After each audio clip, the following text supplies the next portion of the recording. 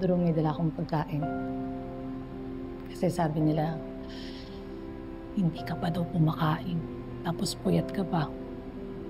Gusto mo bang ikaw naman yung magkasakit? Salamat, Ikit. Mamaya na lang ako. Sige. Pero okay lang ba sa'yo na dito muna ako, samahan kita? Wala naman akong gagawin. Pero hindi ako kasing galing mong magbigay ng words of wisdom, ha? Gusto lang kitang damayan. Kaya nang... Kasi palagi ka nandyan para sa akin. Lalo na namatay din yung tatay ko.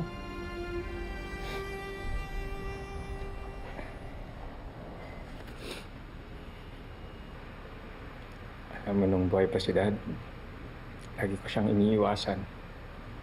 Kasi ayaw ko siyang makasama. Pero ngayon, sobrang sakit. Kasi kung kailan gusto ko siyang makausap, hindi ko na maririnig yung boses niya. After ng libing niya, hindi ko na siya makikita.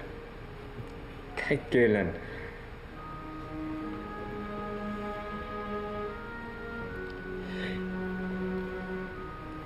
Naiinis ako sa sarili ko. Ang dami kong pagkakataong sinayang. And now I'm thinking of every moment, every chance I missed, every time I could have said something, anything. Kasi akala ko madami pang chance eh. Pero wala. Wala na.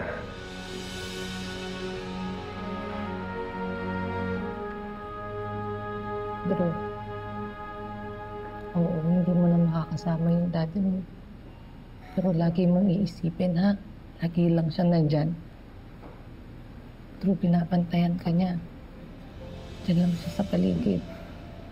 Tsaka alam mo, sigurado ako, sobrang saya niya ngayon. Kasi nakikita niya na mahal mo siya.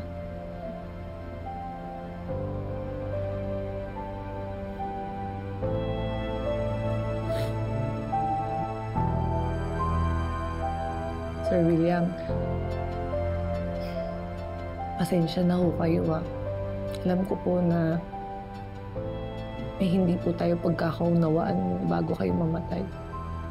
Pero gusto ko mong magpasalamat. Kasi kung hindi ho dahil sa inyo, wala ho akong Drew.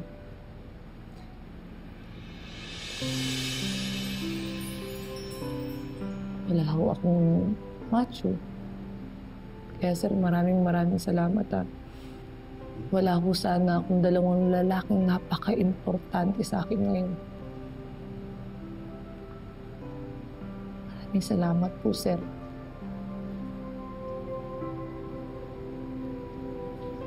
Ako na pong bahala sa mga anak mo. Tsaka po kay Miss May. Hindi ko po sila iiwanan. Para po lampasan po nila yung mga pinagdadaanan nila ngayon. Thanks, kid. That means a lot. Hindi ka pa iiwan.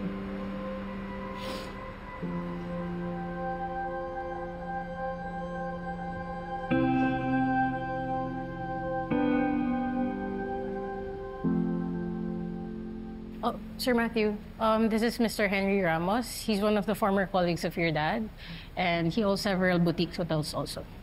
Mr. Ramos, thank you for coming, sir. My father always spoke very highly of you. I'm truly sorry for your loss. But please tell me, where's your mom? Hindi na kami nagkita mula nang bumalik kami dito. She's still in Paris. Drew and I haven't been able to contact her. I feel terrible that she doesn't know what happened yet. She should be the first one to know. But, sir, no, excuse me. Weren't you one of the speakers in the tourism convention in Paris? Yes. Nakita po ba kayo dun? I was one of the guest speakers. Pero hindi na tinapos ni May yung event. She left early. Ang sabi niya, There's an emergency, kaya umuwi siya agad ng Pilipinas. Wait, you're telling me that my mom has been in the Philippines this whole time? You didn't know?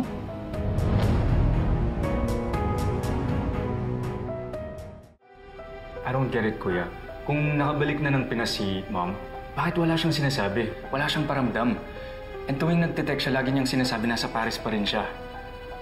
Yeah. I've been thinking the same thing. It doesn't make any sense. Pasensya na kayo kung medyo praning tong sasabihin ko, ah. Eh, alam niyo naman na nabiktima na rin ako ng scam, ng catfish. Paano kung yun yung sitwasyon ngayon? What if iba pala yung kachat yun? Paano kung may nagpapanggap lang na Miss May, tapos hindi pala siya yun? Oo, di ba? I get where you're coming from, but it's best we don't jump to conclusions yet, okay?